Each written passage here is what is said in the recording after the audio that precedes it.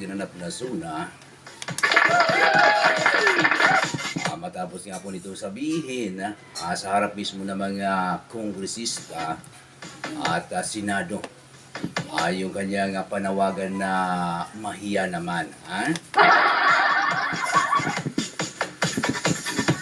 Na kung saan sinabi nitong marami sa mga proyekto ng gobyerno dito nga po sa flood controls ay dinidilinsyahan ng ilang mga matataas na opisyal.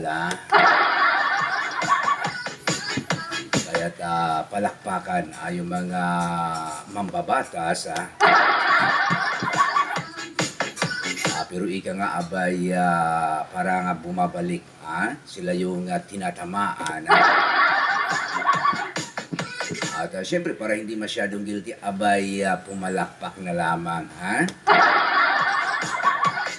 At syempre hindi lamang sa mga salita dapat talagang ito ay panindigan ng Pangulo yung tutukan at labanan ang korupsyon dito po sa ating pong bansa.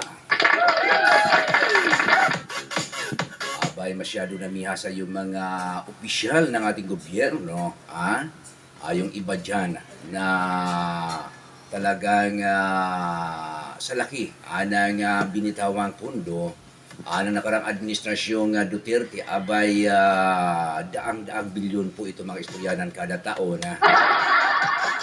Para nga po sa flood control, abay parang walang nangyari doon sa mga daang-daang bilyong proyekto para sa flood control. At ayun nga po dito kaya Senator Pampilo Lacson, abay tiba-tiba yung ilang mga senador na sa kasalukuyan nga po abay todo protection dito nga po kaya Vice President Sara Duterte. Na kung saan abay na pagtagumpayan yung kanilang mga taktika at kasabwat nga o kaya ay kinatigan ng Korte Suprema. Kaya wala na impeachment laban niya po sa pangalawang Pangulo. Nagdiriwa ngayon yung mga pro-Duterte.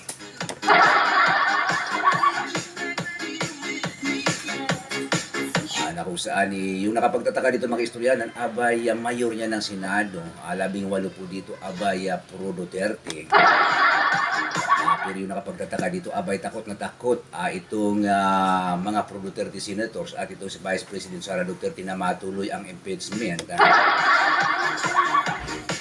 Dahil ayon sa mga eksperto, isa sa mga iniwasan dito ng kampo ng mga Duterte maungkat o makapaglabas ng mga ebidensya ang prosecutor laban niya po sa mga Duterte, lalong-lalo na ito pong sinasabing secret account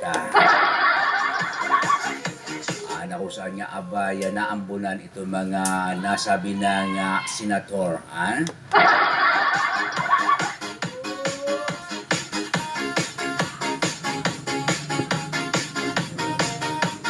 At syempre, yan po lamang isa sa mga libang-libangan natin, mapag-usap-usapan natin yung mga laman ng mga pahayagan at social media.